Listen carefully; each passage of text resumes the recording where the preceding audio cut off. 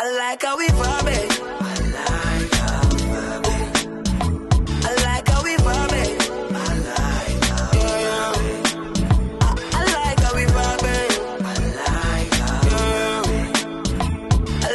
vibe.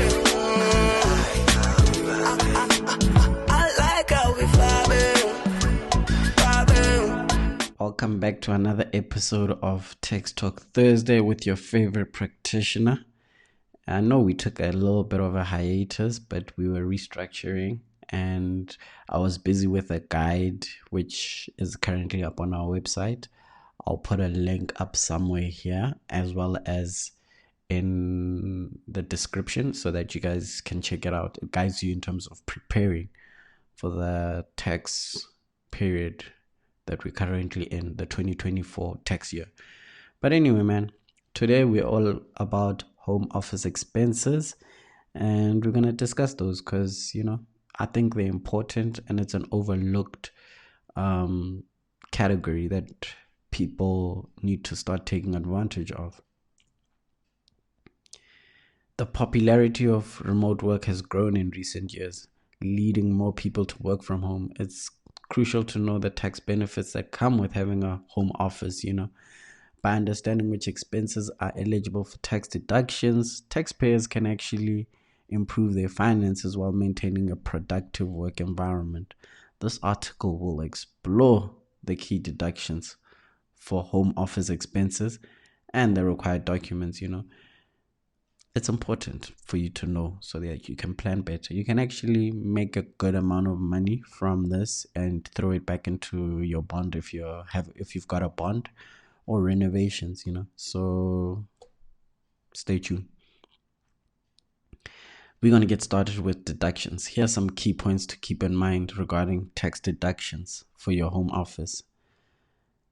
If you rent your home and use a portion of it as a deduction or as a dedicated home office, you can deduct a portion of your rent based on the percentage of home used for tax purposes. So if, let's say, you use about 10%, you can deduct 10% of your rent every month. Obviously, you're going to say, let's say your rent is about 10,000 and you use 10%, which is about 1,000 times 12. That's 12,000 you can use as a deduction.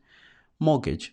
Homeowners with a mortgage may be eligible to deduct a portion of their mortgage interest or able to deduct a portion of their mortgage interest if they have a designated home office space. So if your interest for the year is like 50,000 and use 10%, you can deduct 5,000, and yeah, you can literally deduct that and it's good money for you. Utility expenses, you may also be able to claim a portion of your utility bills, levies, electricity, water and rates, and taxes as a deduction based on the percentage of your home used. Once again, the key part is a percentage of your home, but we'll talk more about this.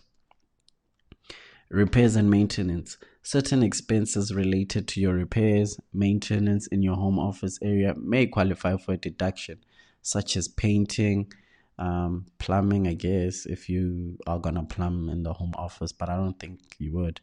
Electrical repairs. So if you're doing some electrical work to prepare your office, that may be, you can claim that.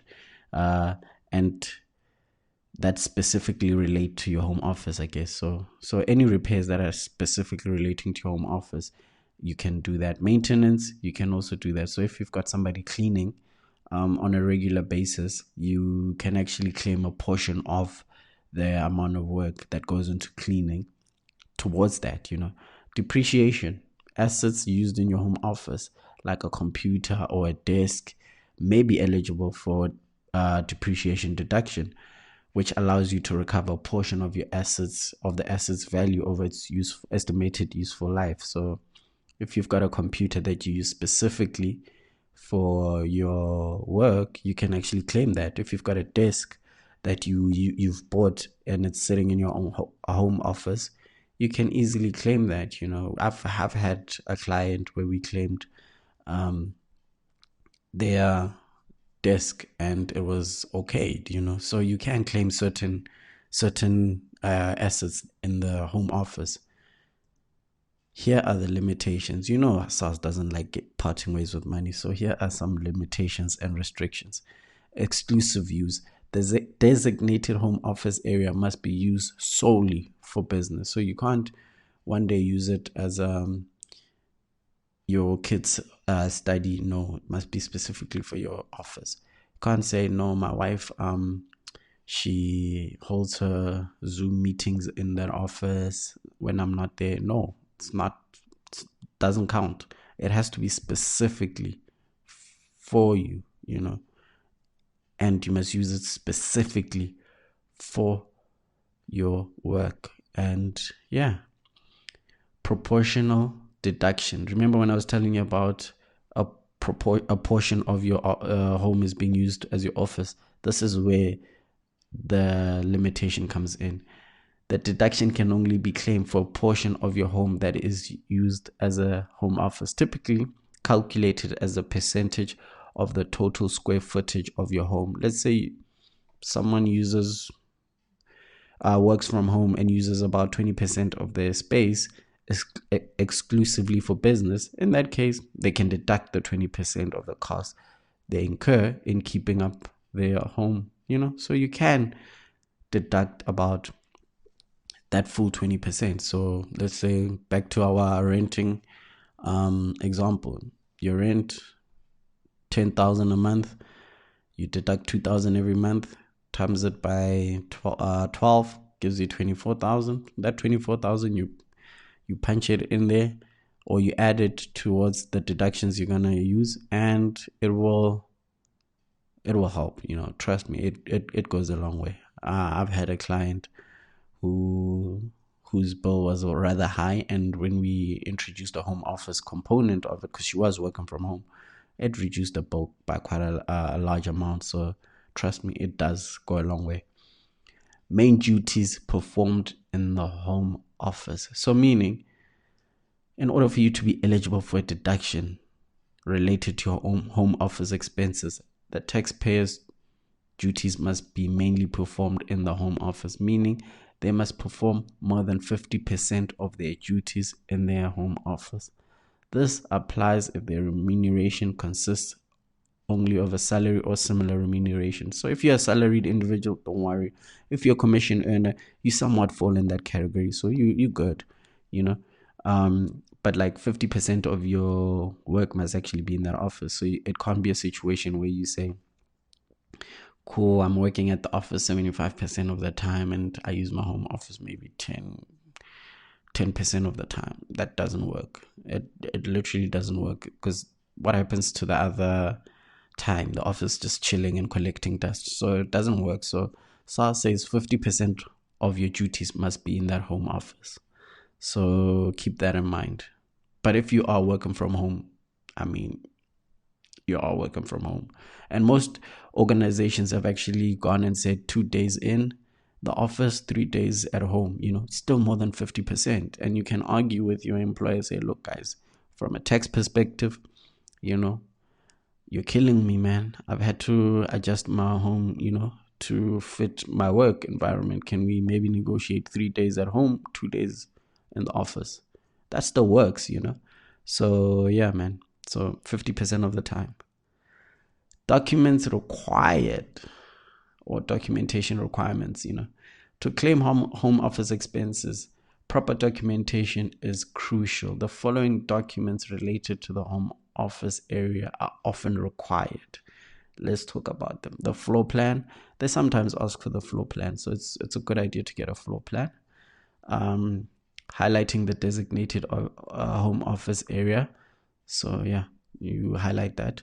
Percentage calculation. So you'll show the calculation to say, look, I've got a 69 square or 70 square meter place, and 25 square meters goes towards the home office. And then you'll say 25 divided by 70, you'll get your answer. Proof of ownership or rental agreement. In some cases, it's literally just get your bond documents, or something. Even your statement, if it's in your name, just get that. It should work. Rental agreement, obviously, you can get some letter from your landlord to say, look, you are renting that home off, or you're renting that house or apartment or whatever it is. Utility bills, copies of utility bills, that's normal. You need receipts. They want the receipts. So things such as electricity, internet bills, reflecting portions of expenses directly related to the home office. So I normally say, have the receipt, but do an Excel spreadsheet and submit the Excel spreadsheet showing how you went from the percentage and the expenses. So you'll have all your expenses except for the depreciation put together, and then you'll times the percentage.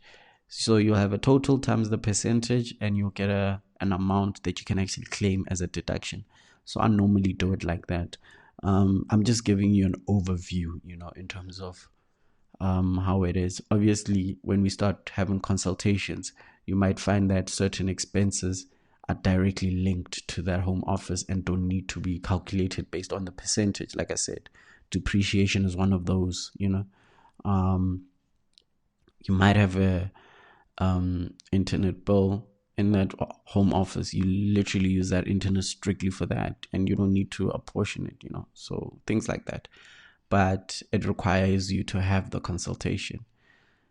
Equipment or furniture receipts, like I said, they need the receipts. So that's receipts of or invoices for equipment or furniture purchase specifically for the home office. Repairs and maintenance details. Once again, documentation of costs incurred for your repairs to maintain solely pertaining to the home office.